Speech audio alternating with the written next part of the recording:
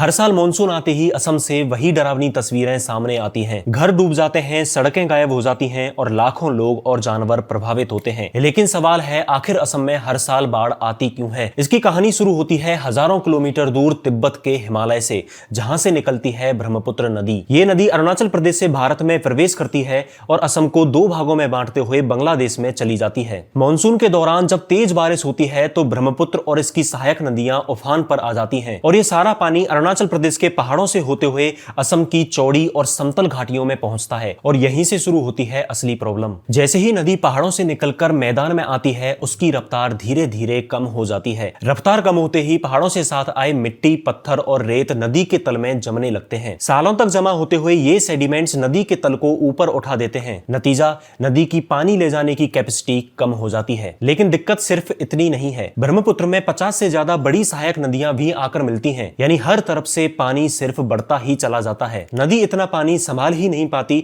और पानी आसपास के इलाकों में फैलने लगता है। ऊपर से कई जगहों पर ब्रह्मपुत्र अपना तट तोड़कर नया रास्ता बना लेती है। इस रिवर इरोजन की वजह से हर साल गांव के गांव कटकर नदी में समा जाते हैं। इसलिए असम की बाढ़ सिर्फ एक नेचुरल डिजास्टर नहीं है, ये हिमालय की ज्योग्राफी, हैवी मॉनसून, सेडिमेंट्स और रिवर इरोजन का एक ऐसा कॉम्बिनेशन है जिसका कोई एक सिंपल सॉल्यूशन नहीं है। जब तक इन सारे फैक्टर्स का एक सस्टेनेबल सॉल्यूशन नहीं निकलेगा, तब तक असम के लिए मॉनसून बारिश का मौसम नहीं, बाढ़ का मौसम बना रहेगा।